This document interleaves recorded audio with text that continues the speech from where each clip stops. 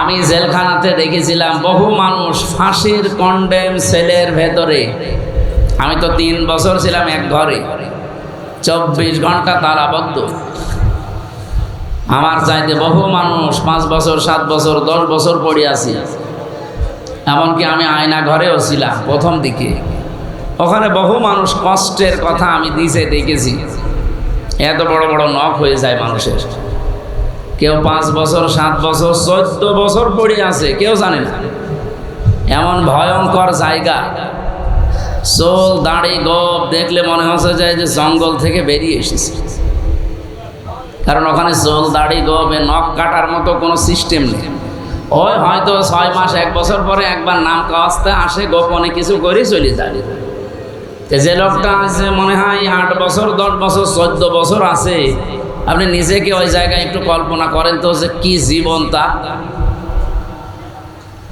কোনো আওয়াজ পাবেন না, কোনো আজানের আওয়াজ নেই, মানুষের আওয়াজ নেই, খালি গাড়ি ঘোড়ার হালকা আওয়াজ পাওয়া যায়। ওপর দিয়ে মনে হয় গাড়ি যায়। একটা মানুষ জানে না যে তার নাম কি, ও ভুলে গেছে। কারণ কেউ তার নাম ধরে ডাকে না।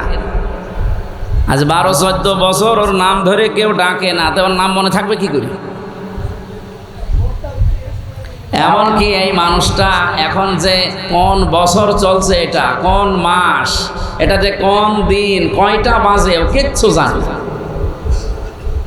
আমি মাঝে মাঝে আমার যখন রিমান্ডে নিয়ে আসতো, আমি দেখেছিলাম এই যে দেওয়ালের সাথে এই বড় বড় নখ দিয়ে খুশিয়ে খুশিয়ে তারা লিখে রাখে মোবাইল নাম্বার দিয়ে। বলতো যে ভাই এই নাম্বারটা একটু জানাবেন, কেউ যদি বাইরে যেতে পারে যে আমি বেঁচে আছি, এতটুকুই। আর এমন এমন পাহারাদার আমাদের কপালে জুটত। গোবিন্দ পরামানিক,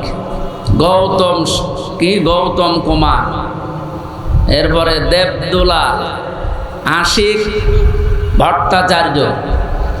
এই যা বলছে সব তো আল্লাহর ওলি নাকি? এর কাছে কোনো আলেম জালেম আছে? এর কাছে আলেমই কি আর জালেমই কি? ও আরো আলেম দেখলে অত্যাচার বাড়িয়ে দিত।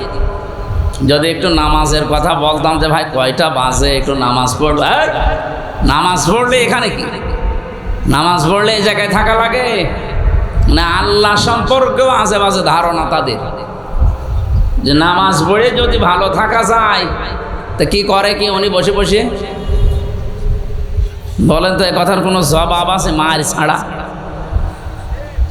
কিন্তু মায়ের বকি করি এই পায়ের ভেতরে এইভাবে হাত দিয়ে, সামনে যে লোহার ব্যারিকেড দেওয়া আছে খাঁচা, ওর সাথে 24 ঘন্টা এমনিতেই বেঁধে রাখ না, পায়ের ভেতর দিয়ে হাত দিয়ে এভাবে বেঁধে রাখে তালা দিয়ে, হ্যান্ডকাপ লাগিয়ে। এই যে মানুষ শুয়ে থাকে, এটা যে কত বড় নিয়ামত আমি টের পেয়েছি। আমার পিঠের এই পেছনে যে দাঁড়া আছে, এটা ব্যথা হয়ে আছে এখন। মাঝে মাঝে শুয়ে থাকলে আমি 60-65 হয়ে ঘুমিয়ে থাকি। আমার ম্যাডাম মাঝে মাঝে আমারে বলে যে এইভাবে ঘুমাও মানে? আরে ভাই, ঘুমাইছে কেন? তুমি তো টের পাচ্ছ। আমার জেলখানার সাথী ছিল মুফতি ফখরুল ইসলাম, নোয়াখালী বাড়ি। ওই লোকটারে নিয়ে প্রথম 22 দিন একাধারে এই পায়ের ভেতরে হাত দিয়ে হ্যান্ডকাপ লাগিয়ে রেখেছিল। শুধু 1.5-2 মিনিট সময় দিত টয়লেট করার জন্য। খাবার যা দিত, সকালবেলা কয়েকটা পচা ছোলা দিত, আর দুপুরবেলা 1 মুঠ ভাত দিয়েছে, তার ভেতরও 3-4 রকমের সবজি তরকারি সব একসাথে। বলেন তো, এই যে খাবারের কথা বললাম, এ খেয়ে কি মানুষ বেঁচে থাকার মতো? খেলে খান, না খেলে যান, কিছু বলতে পারবেন না। ওই দূর থেকে ঠেলা মেরে দেয়। আমি একটা চেয়ার দেখেছিলাম ওখানে, আমারে বসায়নি, কিন্তু যারে আমার আগে নিয়ে গেল তারে বসিয়েছিল। এখানে এত নড়াচড়া করেন কেন? এদিকে সরে বসেন, এখানে আসবেন না। উনি আমারে বলছিল, ভাই এরকম একটা লম্বা চেয়ারে হাত 2টা হ্যান্ডকাপ দিয়ে আটকিয়ে দিলে, পায়ের সাথে বেড়ি লাগিয়ে দিলে, আর এই গলার সাথে একটা বেল্ট লাগিয়ে একটা টিপ দিল, 1 মিনিটে 120 বার ঘোরে। 1 মিনিট পরে মনে হচ্ছে যে আমি 8-10টা দুনিয়া দেখতে পাচ্ছি। এই ছিল আয়না ঘরের শাস্তির নমুনা। তাও তো আমি পুরাটা পাইনি, মাত্র 3 বছর পেয়েছি। আর যারা 14 বছর পেয়েছে বলেন তো, আপনি নিজেকে ওই জায়গায় দাঁড় করান। এখনো পর্যন্ত যারা জালেমদের সাফাই গায়, এদেরকে নিয়ে যে ওই ঘরের ভেতরে অন্তত 2 বছর রাখা দরকার। এখনো বলে কি করেছে, আমার আপা আছে, ওনার পালিয়ে যাওয়া লাগলো। তোমার সাথে তো করেনি, করেছে আমার সাথে, আমি টের পাচ্ছি।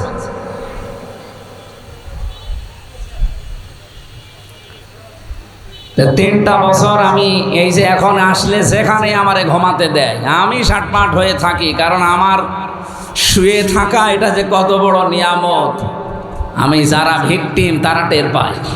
এই শক্ত চেয়ারে বসতে পারি না। এত টর্চার করেছিল, আমার মাথার চুল থেকে পায়ের তালু পর্যন্ত 1 ইঞ্চি জায়গা বাকি নেই যেখানে টর্চার করে না। সবচাইতে বেশি করেছে পেছনে, মানে ম্যাডাম ছাড়া কাউকে দেখানো যায় না, এমন কঠিন অবস্থা করে দিয়েছিল। এখানে স্বাভাবিক হতে আস্তে আস্তে অনেক সময় লাগবে। আমি ডাক্তার দেখিয়েছি, ওনারা বলছে যে ধকল গেছে 3.5 হাত বডির ওপরে, এখনো অনেক সময় লাগবে স্বাভাবিক হতে। আপনার পর্যাপ্ত ঘুম দরকার। আর আপনারা যেভাবে আরম্ভ করেছেন জেল থেকে বের হয়ে, দিনে নেই রাতে নেই, প্রতিদিন এইভাবে, এখন মাহফিলের সময় না, তারপরেও নিয়েছেন। এরপরও বাংলাদেশ জামাত ইসলামী কুষ্টিয়া 3 আসনে আমার নামটা ঘোষণা দিয়েছে। এ বিষয়ে আমি কিছু জানতাম না। এরপর থেকে আমার মাথার উপরে আরেকটা চাপ যুক্ত হয়েছে। মানুষ যে কোনো এক লাইনে কাজ করে, হয় দায়ী আল্লাহর কাজ করে, আল্লাহর দিন প্রচারে, নয়তো রাজনীতি করে। আমার এই 2 লাইনে ঠেকাতে গিয়ে তারপরও শরীর যেহেতু অসুস্থ, স্বাভাবিক না, মানে আমি আর পেরিয়ে উঠছি না। আজকে বাড়ি চলে যেতাম, কিন্তু আপনাদের এই ছেলেটার খালি এর মুখের দিকে তাকিয়ে আমার কষ্ট করে আজকে থাকা। কালকে সকাল থেকে ফজরের পর থেকে সন্ধ্যা পর্যন্ত রাজনৈতিক অনুষ্ঠানগুলো আছে কুষ্টিয়া। আমার যেহেতু একটা আসন বিশাল বড়, 2 থানা মিলে, সেই হিসাবে আমার কষ্ট করা লাগছে অনেক। তারপরও আজকে রাতের বেলা মনে হয় মাহফিল আছে কোন জায়গায়, জয়পুরহাটে, কালায়। আমি যে বর্ণনাটা দিলাম, আপনি নিজেকে ওই জায়গায় দাঁড় করালে স্থির থাকতে পারবেন? বলেন। কি কঠিন যন্ত্রণা তারা সহ্য করেছে। কেউ 8 বছর, আমি পেয়েছি একজনকে 8 বছর পড়ে আছে। এই যে ব্যারিস্টার আরমান, এও তো 8 বছর ছিল। আমান আজমি ভাই 10 বছর ছিল। আমি 14 বছরের কথা শুনেছিলাম, যেখানে 14 বছর পড়ে আছে। এখন যে শয়তানগুলো বলে যে আয়না ঘর বলে কিছু নেই, ওরা আমার সাথে দেবেন, ওরা আমি নিয়ে যাব ওই মিন্টো রোডে মাটির নিচে। আমার 11 ঘন্টা টাঙিয়ে রেখেছিল। আপনি বলেন তো কি দোষ ছিল আমার? আমি আপনার মেয়ের দিকে কি খারাপ নজরে তাকিয়েছিলাম? কি করেছিলাম বলেন? কোরআনের সঠিক কথাগুলো বলতাম, এইটাই আমার অপরাধ। কথা বলেন না কেন? এত কষ্টের পরেও কিছু মানুষের মুখে আমি হাসি দেখতে পেয়েছিলাম, শুধু একটাই কারণে, যতই কষ্ট দেন এই কষ্টটা আল্লাহর জন্য। তাদের তুলনায় আমাদের আজকের এই কষ্ট কি খুব বেশি? বলেন। ওরা যদি আল্লাহর জন্য, দিনের জন্য এত কিছু স্যাক্রিফাইস করতে পারে, আজকে ঘন্টাখানিক সময় একটু দেওয়া যাবে না? হ্যাঁ, 1 ঘন্টা কথা বলবো ইনশাআল্লাহ। দল, মত, জাতি, বর্ণ, ধর্ম নির্বিশেষে অন্য ধর্মের মানুষও মনে হয় এলাকায় আছে। হ্যাঁ, জানাচ্ছি, কারণ আজকের তেলাওয়াতকৃত আয়াত শুধু ইমানদারদের না, ইয়া বানি আদম, বনি আদমের সন্তান যারা, তারাই আল্লাহ আজকে অ্যাড্রেস করেছেন। সবাইকে আমরা কোরআনের আলোচনায় ওয়েলকাম জানিয়ে শুরু করছি। খুশি হয়ে বলছি আলহামদুলিল্লাহ। দরুদ আর সালাম পড়ছি আমাদের নবী। এটা রবিউল আউয়াল মাস। আপনারা কোন সম্পর্কে কথা শুনছিলেন আমি জানি না। রবিউল আউয়াল মাস আসলে আমরা যেটা করি আসলে ওইটা করার নিয়ম না। নিয়ম হচ্ছে নবীজির জীবনীকে অনুসরণের জন্য সিদ্ধান্ত নেওয়া। আল্লাহ রাব্বুল আলামিন বলেন, এই এত আওয়াজ করলে তো সমস্যা, কষ্ট হচ্ছে তো জানি, তো আওয়াজ করবেন না ভাই, একটু আওয়াজ বাদ দিয়ে দাঁড়িয়ে থাকে। কোরআনে কারিমে রব্বুল আলামিন বলেন, এই পৃথিবীতে রবিউল আউয়াল মাসে নবীজিকে পাঠিয়েছিলাম, এই মাসেই তাকে আমি আল্লাহ তুলে নিয়েছিলাম। বিশাল একটা মিশন আর ভীষণ তার জীবনে ছিল। ওয়াল্লাযী আরসালা রাসূলাহু বিল হুদা ওয়া দীনিল হক লিইয়ুযহিরাহু আলা দীনি কুল্লিহি ওয়ালাউ কারিহাল মুশরিকুন। তিনি সে আল্লাহ যিনি তার রাসূলকে পৃথিবীতে তিনি হক দিয়ে সত্য বিধান দিয়ে পাঠিয়েছেন। এই আয়াত দ্বারা বোঝা যায় পৃথিবীতে যত নিয়ম নীতি যত ধর্ম আছে সবগুলো বানোয়াট, ইসলাম বাদে। এটা আবেগ দিয়ে না, এটা বিবেক দিয়েই বলছে। অন্য ধর্মের যেহেতু রেকর্ড হচ্ছে, বহু মানুষের কানে এটা পৌঁছাবে। চ্যালেঞ্জ দিয়েছি, দুনিয়াতে ইসলাম বাদ দিয়ে কোনো ধর্ম নেই, সবগুলো ভোকাস মার্কা, সব বানানো। আপনি বলেন নিজের হাতে বানিয়ে নিজের হাতে আবার ভেঙে ফেলেন, পানিতে চোবান, একটা ধর্ম হলো। একটু যদি কারো বিবেকে কাজ করে, আমার মনে হয় পৃথিবীতে ইসলাম ছাড়া সে অন্য কোনো ধর্ম মানতেই পারে না। সেদিন যশোরের এক অধ্যাপক কলেজের, মানে বিসিএস ক্যাডার, ওনারে বলেছিলাম যে স্যার আপনি একটা হিন্দু মানুষ, আমার যে মুসলিম ধর্ম কোরআনে কারিম আছে, আপনাকে আমি মুসলমান হতে বলি না, কিন্তু আমার কোরআন আপনি একটু পড়বেন। ওনার আমি ইংরেজি এই ভাষণটা দিয়ে বলেছিলাম যে মাত্র একবার বুঝে বুঝে শেষ করবেন। আপনি তার আরবি পড়তে পারেন না, আর আপনি বিসিএস ক্যাডার, আপনি ইংরেজিতে পড়েন। 3 মাস পরে দেখি আল্লাহরে বান্দা নিজের থেকেই মুসলমান হয়ে গেছে। এই জন্য পৃথিবীর যে কোনো ধর্মের মানুষেরা আমাদের চ্যালেঞ্জ, আপনি খুব কম দেখবেন মুসলমান থেকে অন্য ধর্ম গ্রহণ করে, খুব কম, 2-1টা। কিন্তু অন্য ধর্ম থেকে প্রতিনিয়ত মুসলমান হচ্ছে 1টা 2টা না, হাজার হাজার। গত পরশুদিন আমি কুষ্টিয়া ছিলাম, আজকে রবিবার না, শুক্রবারে কুষ্টিয়াতে সবচাইতে বড় মন্দির আমার পাশের ইউনিয়নে, ওখানকার সভাপতি যিনি, আমি দেখতে গিয়েছিলাম পূজা মণ্ডপটা। ওখানকার যে সমস্ত দায়িত্বশীল মানুষদের সাথে কথা বললাম, 100 ঘর হিন্দু তারা আছে, তারা এক বাক্যে এবার বলেছে আমরা ইসলামকে এই দেশে চাই।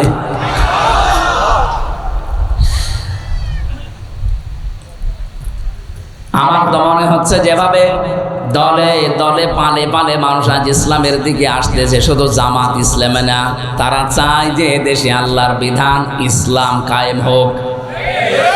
আপনি আগস্টের 5 তারিখের আগে 2024-এর একটা রিপোর্ট দেখবেন, মাত্র 100 জনের 15 জন মানুষ বলতো যে আমরা এই দেশে ইসলাম চাই।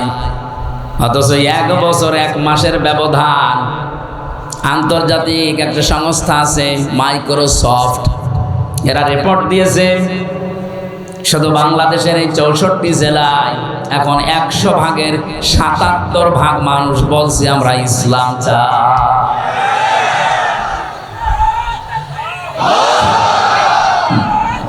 কথা শোনো, এই যে রিপোর্ট যারা দিয়েছে এরা কি মুসলমান? খ্রিস্টান। ওরা আমাদের জাত শত্রু, অথচ কি রিপোর্ট দিয়েছে।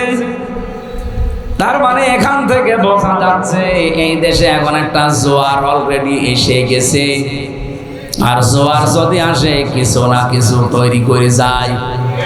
এখন এই যদি ঝড় ওঠে, বলেন তো যে সমস্ত পাতা আছে ঝরে পড়েছে, এ পাতা থাকবে না উড়বে? এখন যে ঝড় সারা বাংলাদেশে চলছে,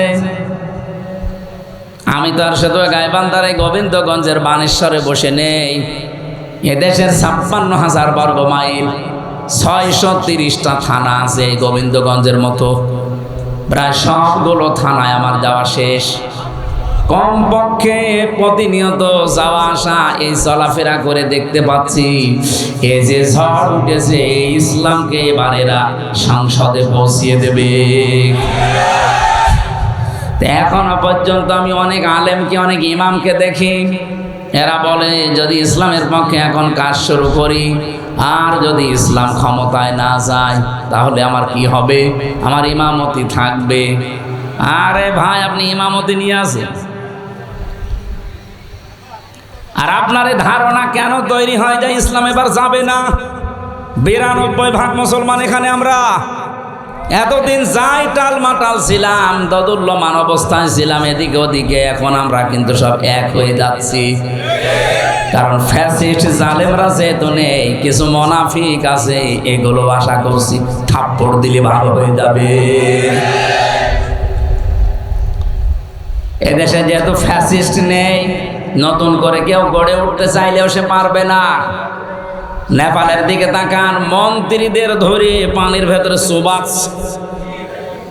আর আমার তো নিজের দেখায় 1 বছরে আমি বাইরের দেশে যেগুলো সফর করে আসলাম, জালেমরা কেউ ভালো নেই।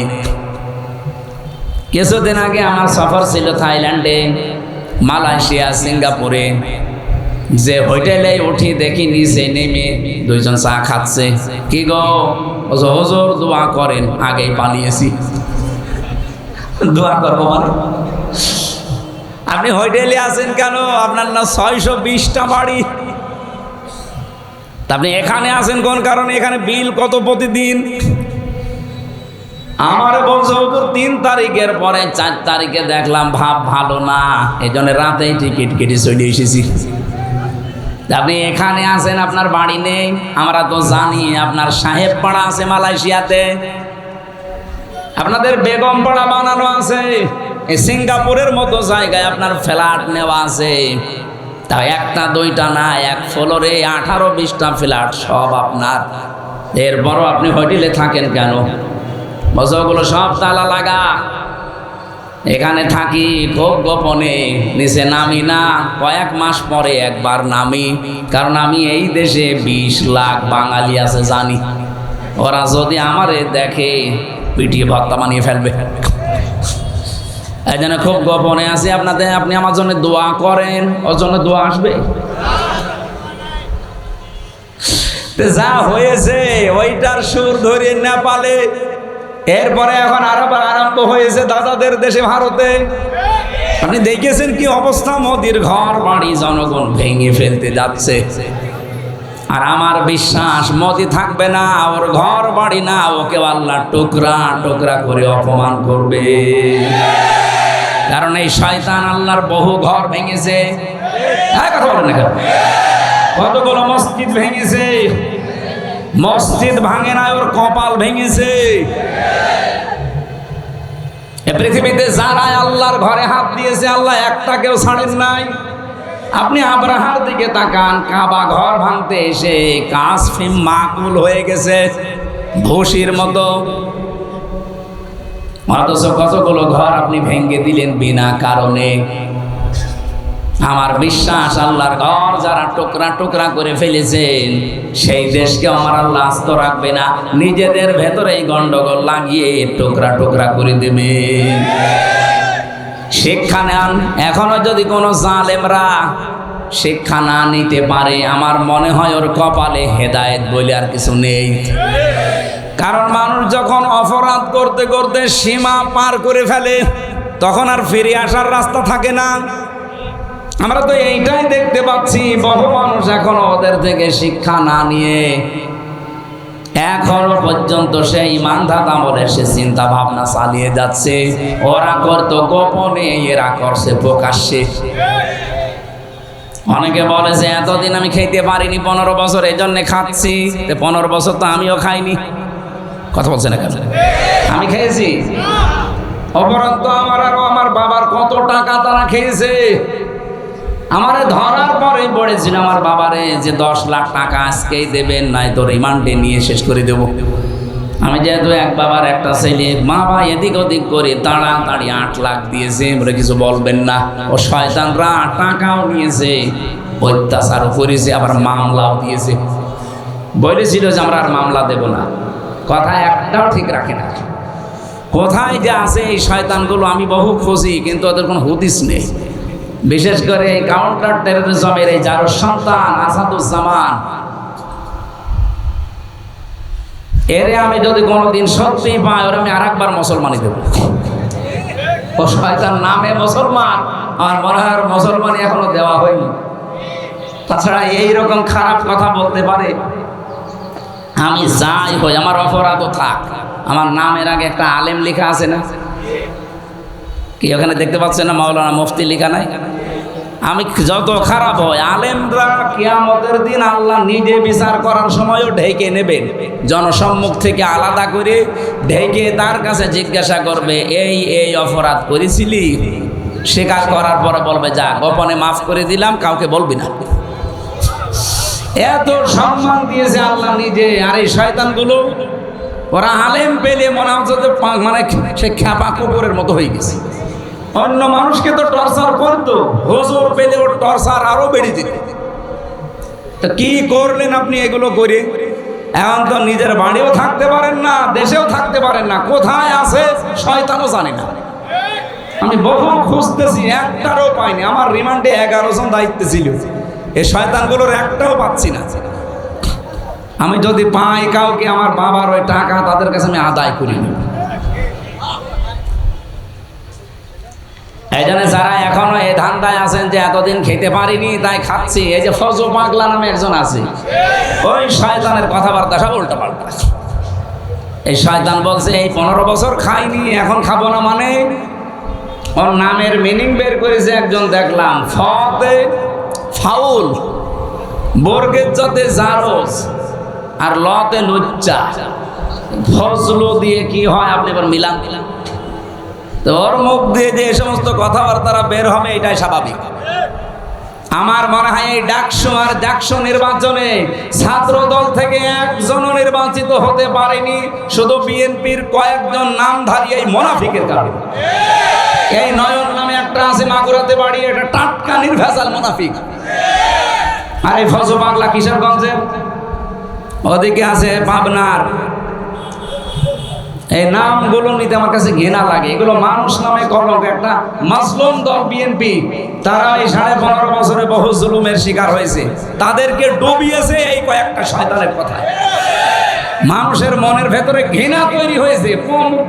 28 জন মানুষ পাশ করেছে ঢাকা ভার্সিটিতে, একটাও এরা নেই। 23টা হয়েছে শিবিরের আর 5টা হয়েছে স্বতন্ত্র। আপনি কি করলেন এতদিন রাজনীতি করে বলেন? শিবিরের যে সে ভোট পেয়েছে প্রায় 14,000 কয়েকশো, ছাত্র দলের যে ভোট পেয়েছে মাত্র 5,000 কয়েকশো। এখনো পর্যন্ত মানুষগুলো যদি তার বিবেককে কাজে না লাগায় যে কি কারণে আমরা হারলাম দেখি তো না, ওরা এখন দোষ চাপিয়ে দিচ্ছে যে ছাত্রলীগ ভোট দিয়েছে শিবিরকে, এই কারণে তারা জিতে গেছে। আপনার কাছে কি মনে হয় ছাত্রলীগের চাইতে জাতীয় দল যিনি আছেন ছাত্র দলের, সে যদি 5,000 পায়, শিবির পেয়ে সে 14,500 মনে করেন, তাহলে কত কম বেশি হচ্ছে? 9,500। তো সেখানে 5,000 বাদ দিলাম, এখনো কয় হাজার থাকছে? 9,000। 9,000 এত নিষিদ্ধ করার পরেও যদি ছাত্রলীগ 9,000 ভোট দিতে পারে, তা বিএনপির রাজনীতি করার দরকার কি? তাদেরকে ডোবাতে, এই দেশ থেকে বিদায় করার জন্য একটা সূক্ষ্ম ষড়যন্ত্র চলছে। আমার সাথে তারেক জিয়া সাহেবের পিএস, তার বন্ধু গিয়াসউদ্দিন মামুন, সব এক জায়গায় ছিলাম আমরা 3 বছর।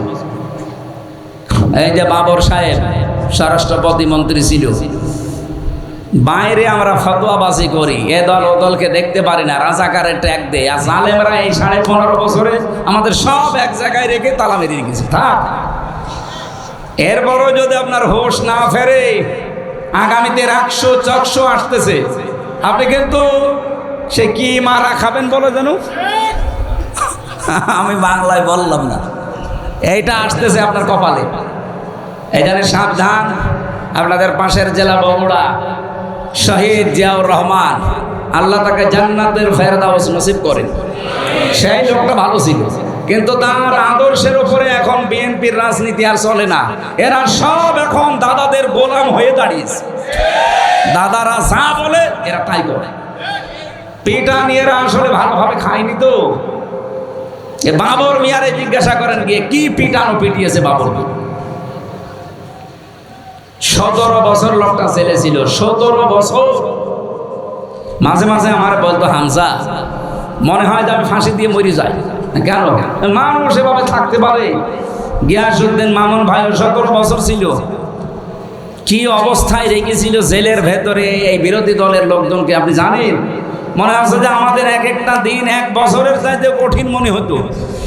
এখন যদি আমাদের এই দেশে আমরা যারা ওই 14 দল বাদ দিয়ে আছি, তারা যদি কামড়া কামড়ে আরম্ভ করি এই দাদাদের ইশারায়, দেখবেন আবার জালেমরা কিন্তু ভর করবে।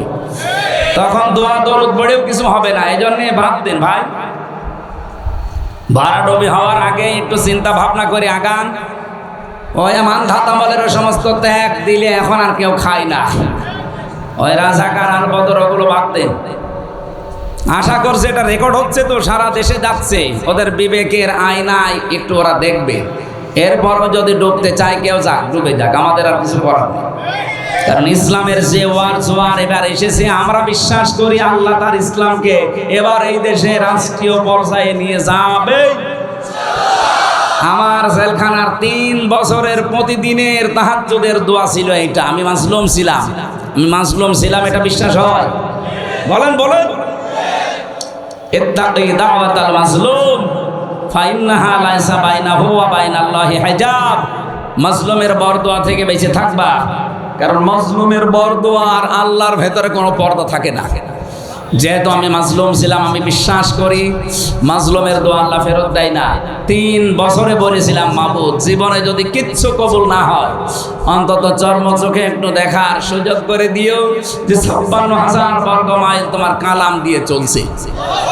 আমার বিশ্বাস এ দোয়া আলেমদের দোয়া, হাজারো আলেমে দোয়া করতো, তাদের দোয়া কবুল হয়ে গেছে। কথা বলেন, কথা বলেন। শুক্রবারও আমার হাতে হাত দিয়ে 18 জন মানুষ এসে বলছে, হুজুর এতদিন মানুষের তৈরি করা আইনের পক্ষে ছিলাম, আজকে থেকে আল্লাহর আইন আমরা প্রতিষ্ঠার জন্য আপনার হাতে হাত দিচ্ছি। আমি বললাম, কালেমা পড়ানো লাগবে? অবশ্য কালেমা পড়ানো লাগবে না, কালেমা জানি, এতদিন ভুল পথে ছিলাম। আল্লাহ রাব্বুল আলামিন বলেন, লা তাজিদু কওমান ইউমিনুনা বিল্লাহি ওয়াল ইয়াউমিল আখির ইওয়াদুনা মান হাদ্দাল্লাহা ওয়া রাসূলাহু ইলা আখির আয়াত। সূরা মুজাদালার শেষের দিকে আছে, হে নবী আপনি এমন কোন জাতি, কোন ব্যক্তিকে দেখতেই পাবেন না যারা আল্লাহ এবং আখিরাতে বিশ্বাস করে। এই মানুষগুলোকে আপনি দেখতেই পাবেন না যারা আল্লাহ বিরোধী, তাদেরকে তারা ভালোবাসে, মহব্বত করে। এখন কিন্তু সময় বাংলাদেশে অলরেডি এইটা চলছে, হয় আপনি আল্লাহর দলে থাকবেন, নাই শয়তানের দলে, মাঝখানে কোনো দল নেই। কথা বলেন না কেন? হয় আল্লাহর আইনের পক্ষে থাকা লাগবে, আল্লাহর আইনের বিপক্ষে থাকা লাগবে। এদেশে যারা আল্লাহর আইন কায়েম করতে চায়, সে যারাই হোক, আমি আল্লাহর আইনের পক্ষে আছি। যারা আল্লাহর আইনকে বিশ্বাস করে না, এই জমিনে অন্য কোনো মানুষের তৈরি আইন প্রতিষ্ঠা করতে চায়, সে আমার বাবা হলেও আমি তারে মানি না। এই জন্য দল এখন বাংলাদেশে 2টা, হয় আল্লাহর দল না শয়তানের দল, সে যে নামে আসুক। এখন আপনার বিবেকে কি বলে আপনি দেখেন কোন দলে থাকবেন। আমরা যেখান থেকে তেলাওয়াত করেছি, যেহেতু সময় কম, তাফসির করতে হলে অনেকগুলো মূলনীতি অনুসরণ করা লাগে। তার ভেতরে অন্যতম হচ্ছে যে আয়াত থেকে কথা বলা হয়, ওই আয়াতের আগের আয়াত পরের আয়াতের সাথে। আজকের তেলাওয়াতকৃত আয়াত সূরা আরাফের 35-36 নম্বর আয়াত। আমাদেরকে আল্লাহ সতর্কবাণী দিচ্ছেন, ইয়া বানি আদম, হে বনি আদম সন্তান। আল্লাহকে বলেছেন হে মুসলমান সন্তান, হে মুমিন সন্তান না, হে বনি আদম সন্তান। এ বনি আদম বলতে পৃথিবীতে যত মানুষ আছে, সে যে ধর্মের মানুষ হয় হোক, সব আমরা আদমের সন্তান। এই জন্য এখানে যদি অন্য কোনো ধর্মের লোক এসেও থাকেন, বা আওয়াজ যদি আপনার কানে যায়, আমি আপনাকে আহ্বান জানাচ্ছি, আসেন। নয়তো আবার কিয়ামতের দিন বলবেন, আল্লাহ তোমার আওয়াজ আমি শুনিনি, তোমার দাওয়াত আমার কাছে পৌঁছায়নি, এই জন্য তোমাকে আমি চিনতাম না। আপনাকেও আমি আহ্বান জানাচ্ছি, ইয়া বানি আদম, হে বনি আদম সন্তান, ইম্মা ইয়াতিয়ান্নাকুম রাসূলুম মিনকুম, যদি তোমাদের কাছে আসে তোমাদের মধ্য থেকে কোন রাসূল। গাইবান্ধাবাসী বলেন তো, এখন নবী রাসূল দুনিয়ায় আছে? আল্লাহ এখানে রাসূলুন বহু বচন দিলেন, তাহলে কেন? এখন তো রাসূল নেই, তাহলে রাসূল দেওয়ার কথা ছিল এক বছর, বহু বচন দিয়েছেন এই কারণে। নবী রাসূল হয়তো এখন নেয়ার আশা কিয়ামত পর্যন্ত সম্ভাবনা, কিন্তু কিয়ামত পর্যন্ত বিশ্ব নবী যারা আল্লাহর নবীর উত্তরাধিকারী নায়েবে রাসূল আসবে, তারা কারা?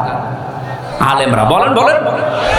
নবীজি বলেন, আল উলামা ওয়ারাসাতুল আম্বিয়া, আলেমরা আমার নবীর উত্তরাধিকারী ওয়ারিস। নবীজি যা করতেন আলেম বলে দাবি করলে তারই ওই কাজই করা লাগবে। আপনার বিবেকের কাছে আমার প্রশ্ন, গাইবান্ধাবাসী এটা ইসলামের ঘাঁটি, আমি জানি সারা বাংলাদেশের ভেতরে দুইটা জায়গা ইসলামের ঘাঁটি বলা হয়, এটা গাইবান্ধা আর ওদিকে সাতক্ষীরা। কথা বলছেন কেন? আপনাদের কাছে একটা ডিপলি কথা না বললে আপনারা বুঝবেন, তারপরও বলছে যে আলেম নবীর উত্তরাধিকারী, নবীজি সারা জীবন আল্লাহর আইনের পক্ষে কাজ করে, অথচ আপনি আলেম নাম নিয়ে মানুষের তৈরি করা আইনের পক্ষে কাজ করেন। আপনি আলেম না জালেম? এরকম জালেম দেশে নেই। হ্যাঁ, কথা বলছেন আমার? এগুলো টাটকা নির্ভেজাল জালেম। হ্যাঁ, আপনাকে আল্লাহ এই দিন প্রচারের কাজে, দিন কায়েমের কাজে লাগায় না কেন? তারও কারণ আছে। আল্লাহু ইয়াজতাবি ইলাইহি মাইয়াশা ওয়া ইয়াহদি ইলাইহি মাইয়ুনিব। সূরা শুরার 13 নম্বর আয়াতের শেষের দিকে আছে, আল্লাহ পাক বলেন, আমি যাকে পছন্দ করি, নির্বাচিত করি, মনোনীত করি, আমি আল্লাহ যাকে ভালোবাসি এই মানুষটাকে ওয়াহদি ইলাইহি মাইয়ুনিব, তাকে দেখাই যেই লোকটা আমি আল্লাহর দিকে মন থেকে ফিরে আসতে চাই, তাকে আমি আল্লাহ আমার দিন কায়েমের কাজে লাগাই। সুতরাং দিন কায়েমের জন্য আপনাকে মনোনীত হওয়া লাগবে, নির্বাচিত হওয়া লাগবে, আর নির্বাচিত আল্লাহর কাছে হতে হলে ফিরে আসা লাগবে আল্লাহর দিকে। হয়তো আপনি এখন ওইভাবে ফিরে আসেননি মন থেকে, এই জন্য আপনার মতো আলেমকে আল্লাহ দিন কায়েমের কাজে লাগায়নি। যারা আলেম আছে তাদেরকে বলছি, বলেন তো আমি কি আয়াত ভুল বললাম?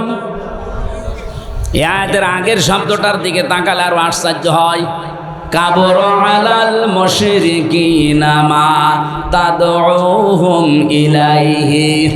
হে নবী, আপনি যেদিকে মানুষকে ডাকেন দিন কায়েম করো জমিনে, এটা শুনলে সবচাইতে বেশি মন খারাপ হবে, রাগ হবে মুশরিকদের। কাদের? আমরা তো দিন কায়েমের কথাই বলি, নাকি আমার বাবার আইনের কথা বলি?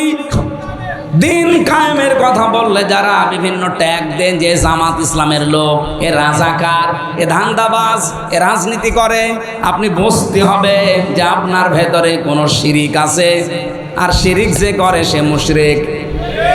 দিন কায়েমের কথা শুনলে যাদের রাগ হয়, মন খারাপ হয়, আপনি বিশ্বাস করতে পারেন যে আপনি মুশরিক। বলেন তো, এ দেশে নেই? অনেক আলেম পর্যন্ত আছে। আমি আর নিচে নামলাম না। আপনাকে যদি সত্যি আল্লাহ ভালোবাসে, আপনাকে যদি পছন্দ করে পৃথিবীতে, তাহলে আপনাকে এড়া ঘোড়া থাকতে দেবে না। ইন্নাল্লাহা ইউহিব্বুল্লাযীনা ইউকাতিলুনা ফি সাবিলিহি সাফফান কাআন্নাহুম বুনিয়ানুম মারসুস। অবশ্যই আমি আল্লাহ ভালোবাসি তাদেরকে যারা সীসা গড়া প্রাচীরের মতো ঐক্যবদ্ধ হয়ে আল্লাহর দিন জমিনে কায়েম করার জন্য সংগ্রাম করে, লড়াই করে। তা আপনি আয়াত সারা জীবন পড়ছেন, আমিও তো দেখছি, কিন্তু আপনি তো কাজে নেই। দিন কায়েমের জন্য আপনার কোনো ভূমিকা নেই। এ দোষ শুধু আপনার না, কারণ আপনি মন থেকে ফিরে আসেননি, এজন্য আল্লাহ আপনাকে কাজে লাগায়নি। অথচ একজন সাধারণ মানুষ সেই ছোটবেলা থেকে দিন বুঝেছে এবং ইসলামী আন্দোলন করে এই কারণে যে জমিনে দিন কায়েম করা নামাজ রোজার মতো ফরজ। এই জন্য ওই মানুষটা দেখেন আপনার মতো আলেম না, কিন্তু দিন কায়েমে অ্যাক্টিভ, ও মন থেকে ফিরে এসেছে, এই জন্য আল্লাহ তাকে কাজে লাগিয়ে দিয়েছে। আজকে আমি যেখানে ছিলাম খাবারে বাড়িতে, কোন বাড়ি জানি না, অনেকটা মাস্টার মানুষ, অথচ দিন কায়েমের জন্য লোকটা জেল পর্যন্ত খেটেছে। কত আলেম দেখলাম 15.5 বছরে বাতিলের 5 আটা গোলামি করে জীবনযাপন করেছে। আমি কি বেশি বললাম? আপনাকে আল্লাহ মনোনীত করেনি, কারণ আপনার মন নেই। আর দিন কায়েমের কথা, আল্লাহর বিধান কায়েমের কথা বললে যদি রাগ হয়, আপনার মনে মনে খারাপ হয়, আপনি ধরে নেবেন যে আপনার দ্বারা কোনো না কোনো শিরিক হচ্ছে, আর শিরিক হলে আপনি মুশরিক। আপনার কাছে জীবনেও দিন কায়েমের কথা ভালো লাগবে না।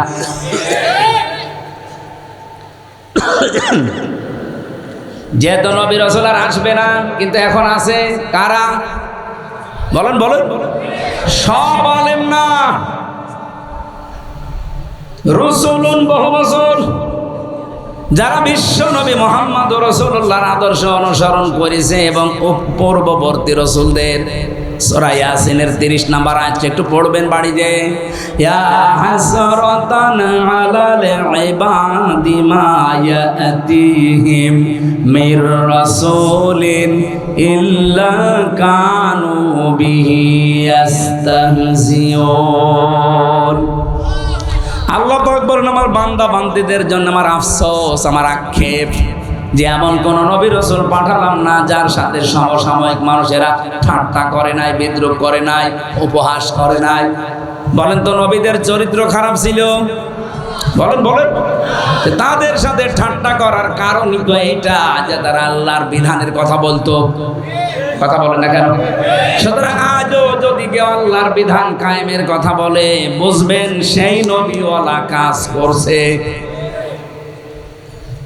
নবীদের সাথে যেমন ঠাট্টা বিদ্রূপ উপহাস করা হয়েছিল, সত্যিকারে কেউ যদি নায়েবে রাসূল হয়ে দায়িত্ব পালন করতে চায়, তাকেও মানুষ ঠাট্টা করবে, বিদ্রূপ করবে, উপহাস করবে, বিভিন্ন উল্টাপাল্টা নাম তারে দেবে। কথা বলেন ঠিক কিনা? এমনকি নবীজির মতো মানুষকে তারা 3 বছর জেলে রেখেছিল, দেশ থেকে তাড়িয়ে দিয়েছিল। আর আমি এমন মাওলানা যে আমার সবাই ভালো বলে। নবীজির মতো এত বড় ভালো মানুষকে সবাই ভালো বলে নাই। আবু জেহেল ভালো বলেছে। আপনারা যে সবাই ভালো বলে, আপনি কি নবী চাইতে ভালো মানুষ? তাহলে বুঝে নিতে হবে আপনার ভেতরে কোনো না কোনো কায়দায় মুনাফিকি ঢুকেছে। ইহুদিরা তো আপনাকে ভালো বলার কথা না, খ্রিস্টানরা আপনাকে ভালো বলার কথা না, মুশরিকরা আপনাকে ভালো বলার কথা না। তারা তো সব সময় আপনার পেছনে লেগে থাকার কথা।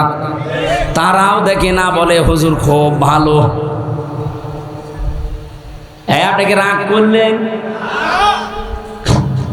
আল্লাহ এখানে দিয়েছে রসুলুম মিনকুম, তোমাদের ভেতর থেকে রসুল আসবে। যেহেতু এখন নবী রসুল আর নেই, সুতরাং বিশ্ব নবীর নায়েব তারা, যারা তাদের এলেম অনুযায়ী নবীদের মতো রসুলদের মতো কাজ করছে। কি করেছে তারা? ইয়াকুসুনা আলাইকুম আয়াতি, এই মানুষগুলো আল্লাহর আয়াত বর্ণনা করতো, আল্লাহর আয়াতগুলো তেলাওয়াত করে মানুষদেরকে শোনাতো, বর্ণনা করে করে। ফামানিত্তাকা ওয়া আসলাহা, যে ব্যক্তি নবী রাসূলদের কাছে এই কাহিনী শোনার পর, আল্লাহর কিতাবের কথাগুলো শোনার পরে নিজেদেরকে আল্লাহর ভয়ে ভীত বানাবে, তার মানে মুত্তাকি হবে এবং নিজেদেরকে সংশোধন করে নেবে। ফালা খাউফুন আলাইহিম, তাদের কোনো ভয় নেই। ওয়ালা হুম ইয়াহজানুন, কোনো চিন্তাও নেই। গাইবান্ধা বাসী আমি নিজের থেকে বলছি না, সব কোরআন থেকে কোট করা। সুতরাং এই মুহূর্তে যে বিষয়টা আসতেছে সামনে, আমরা তো নবী রাসূলদের দায়িত্ব যেভাবে পালন করা 100 ভাগ পারবো না, যতটুকু পারছি চেষ্টা করছি।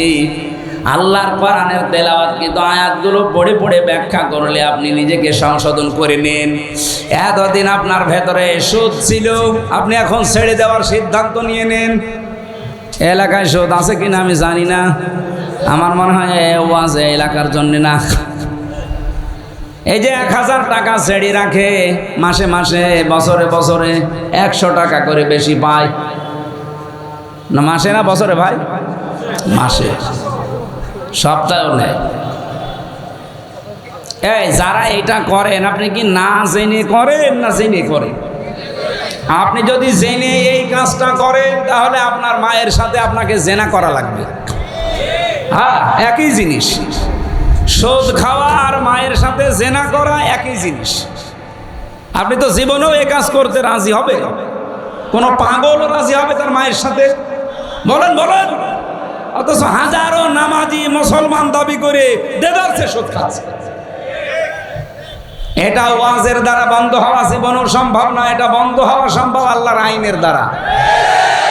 আমরা এইটাই চাচ্ছি ভাই, এই আইনটা আপনি জায়গা মতো নিয়ে যান, শুধু কায়েম করে দেন। বলে না সুদ ছাড়া ব্যাংক চলে, সুদ ছাড়া চলা যায় কেন? সুদ ছাড়া ব্যাংক চলছে না সৌদি আরবে? আপনি আল রাজি ব্যাংকের দিকে তাকান তো, চলছে না? সুদ ছাড়া ব্যাংক এই আফগানিস্তানে চলছে না? চলবে না মানে?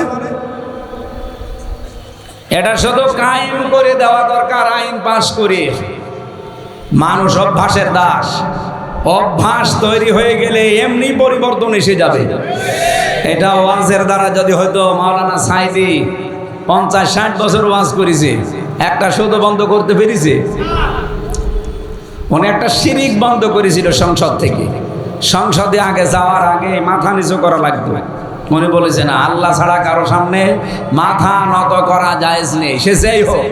সুতরাং এই শিরিক মুসলমানের দেশে চলতে পারে না। স্পিকার বলেছিল যে সাইদি সাহেব, এটা তো এইভাবে হয় না, আপনি বিল পাস, হাত উত্তোলন করতে বলবো, আপনারা যদি 300-র ভেতরে 151 জন হাত তুলতে পারে এই বিল পাস হয়ে যাবে। ওই দিন পাস হয়ে গেছে। আমরা চাই এই যে 300 এমপি এবার যাবে, 151 জন যদি এবার কোরআন বুকে নিয়ে যেতে পারে, ইসলামের যত নিয়ম আছে, ফরজ বিধান সব শুধু বলবে আপনারা হাত তোলেন। ডাক্তার আব্দুর রহিমের মতো এই গাইবান্ধা জেলায় আরো যারা আছে, এই মানুষগুলো যদি একবার ওই দিন বলে হ্যাঁ আমরা নামাজের পক্ষে, আমরা যাকাতের পক্ষে, আমরা ন্যায় অন্যায়ের বিপক্ষে, এরকম কথা যদি বলে না, প্রতিদিন দেখবেন আল্লাহর একটা একটা করে বিধান পাশ হয়ে যাচ্ছে। 5 বছর লাগবে না, মাত্র কয়েক বছরের ভেতরে বাংলাদেশ মিনি জান্নাত হয়ে যাবে। বাইরের দেশগুলোতে গিয়ে আমি দেখেছি আল্লাহর বিধান সেখানে পুরাপুরি চলে না, কিছু চলে, কিন্তু তাদের আইনের প্রতি শ্রদ্ধা থাকার কারণে কোনো ডাকাতি নেই, কোনো চুরি নেই, খাদ্যে ভেজাল নেই।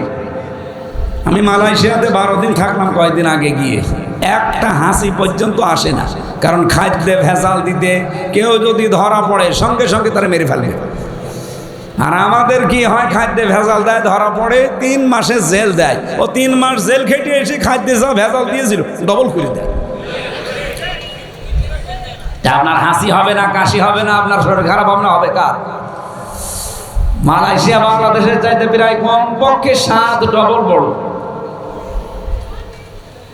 শেষ করে দেব,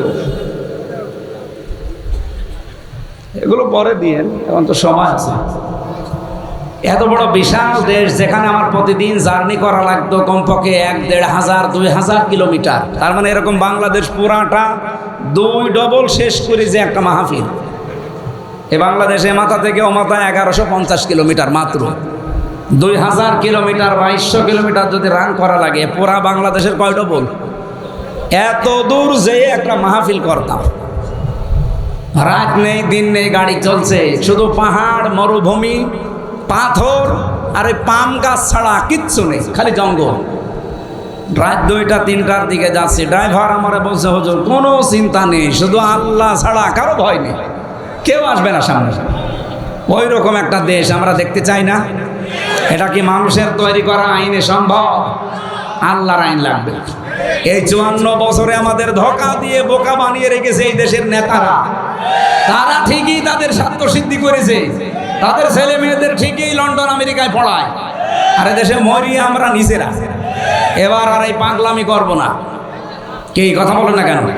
আপনি একটা বারের জন্য কোরআনের হাতে একটু তুলে দেন, দেখেন এই দেশও মালয়েশিয়ার মতো দাঁড়িয়ে যাবে।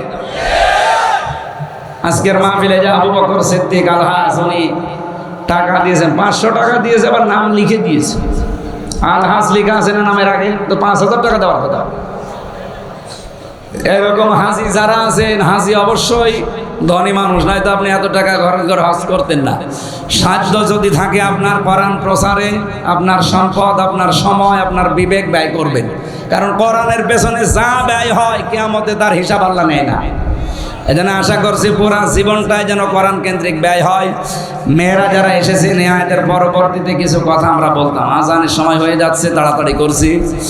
আমার গাড়ি এখানে এসেছে, ওখানে মেয়েদের একটা বই লিখেছিলাম জেলখানায়, দাম্পত্য জীবনে যে স্বামী স্ত্রীর মারামারি, গন্ডগোল, সমস্যা, এর সমাধান কি করে করা লাগে ওইটা দেওয়া আছে। ওটা যাওয়ার সময় আপনার বউর জন্য একটা করে নিয়ে যেন কাজে লাগবে।